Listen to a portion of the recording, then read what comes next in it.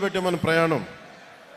ఒక 18,000 మనల్ని నమ్మే జన సైనికులు, వీర మహిళలు వచ్చారు.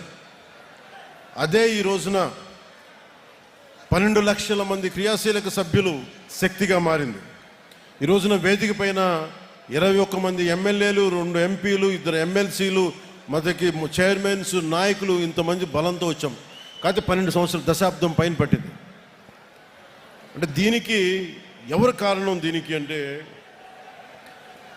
Janasena journey it is a journey of resilience and redemption. అంటే విముక్తి, అంటే విమోచనం చేయాలి ఒక కష్టాల నుంచి ప్రజల్ని. అలాగే తట్టుకొని నిలబడాలి, రెసిలియన్స్. ఎన్ని కష్టాలు వచ్చినా ఓరిమితో తట్టుకొని నిలబడాలి. అలాంటి గుణం నాకు ఉంది. కానీ నేను ఒక్కడిని చేస్తే సరిపోదు.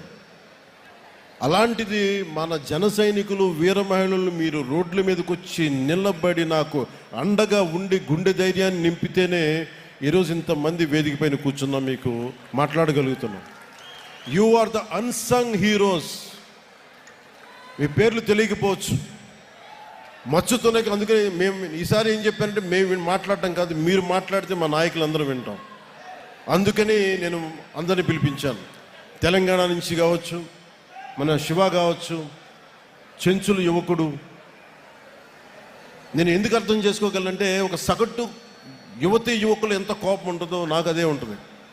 సో 2014లో పెట్టి ఆ రోజున స్టేజ్ పై నిలబడి మాట్లాడినప్పుడు ఎంత ఉద్వేగంతో ఉన్నానో,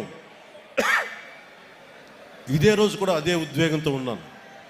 ఆ రోజు ఏ బాధ్యతతో ఉన్నానో ఈరోజు అదే బాధ్యతతో ఉన్నాను. ఆ రోజు ఏ నిజాయితీతో, ఏ సిద్ధాంతాలతో వచ్చానో ఇప్పుడు అదే నిబద్ధతతో ఉన్నాను.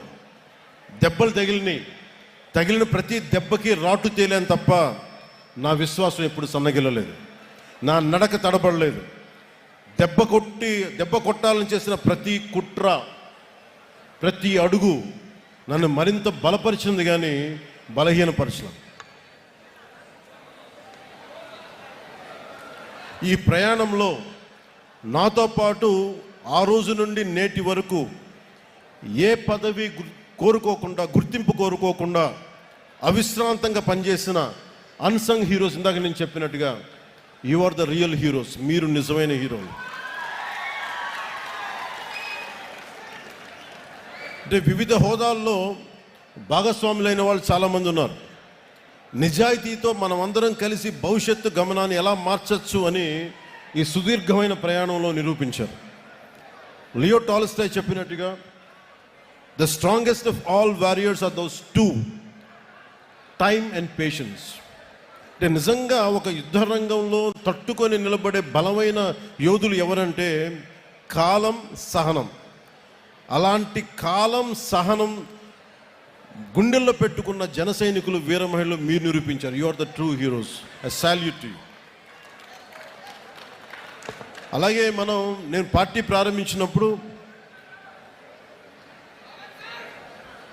ప్రారంభించినప్పుడు నేను ఏ రోజు కూడా ఊహించలేదు నేను పని చేసుకుంటూ వెళ్ళిపోదాను. కానీ ఈ రోజున తమిళనాడు నుంచి, కర్ణాటక నుంచి, ఒరిస్సా నుంచి, మహారాష్ట్ర నుంచి కూడా వచ్చి జనసేన ప్రయాణం మాకు భాగస్వామ్యం కావాలని చెప్పి చాలా వచ్చినందుకు, ఇది జనసేన ఒక ఐడియలిస్టిక్ పార్టీ. ఇది చాలా పార్టీస్ వస్తాయి, నేషనల్ పార్టీస్ దృక్పథం వేరుంటుంది. కానీ జనసేన ఐడియాలజీ బేస్డ్ పార్టీ. ఒక కులం కోసం పెట్టిన పార్టీ కాదు జనసేన. ఒక కుటుంబం కోసం పెట్టిన పార్టీ కాదు జనసేన. కేవలం ఒక రాష్ట్రం కోసమో, ఒక ప్రాంతం కోసం పెట్టిన పార్టీ కాదు. దేశం అంతా మాట్లాడాలి ఒక రోజు అని కలలు కన్నాను. దాన్ని ఒక స్వప్నాలు చూశాను నేను. జరుగుదో నాకు తెలీదు. ఖుషీ సినిమా అయిపోయినాక, ఒక పెద్ద విజయం వచ్చాక నేను అనుకుంటా ఉన్నా, రేపొద్దున ఇంత ఘనమైన విజయం వచ్చింది, ఇంకో రోజున దేశం మొత్తం తెలుస్తాం, ఇంకో రోజున అంతర్జాతీయ మొత్తం తెలుస్తాం. కానీ నాకు ఆనందం ఉంటుందా అంటే నాకు సమాధానం దొరకలా. అందుకు ఆ రోజు నుంచి నాకు సినిమాల మీద ఎంత ప్రూవ్ చేసుకోవాలో నాకు తెలియలే. కానీ నాకేమనిపించిందంటే, ఇదే నిజ జీవితంలో చేయగలిగితే ఎలా ఉంటుంది. దానికి ఆ రోజు నేను నిర్ణయం తీసుకొని ఎంత నలిగిపోయానంటే, ఒకసారి నాకే అనిపిస్తుంది, ఎందుకు ఇలా చేసుకున్నాను నా జీవితాన్ని అనిపిస్తుంది.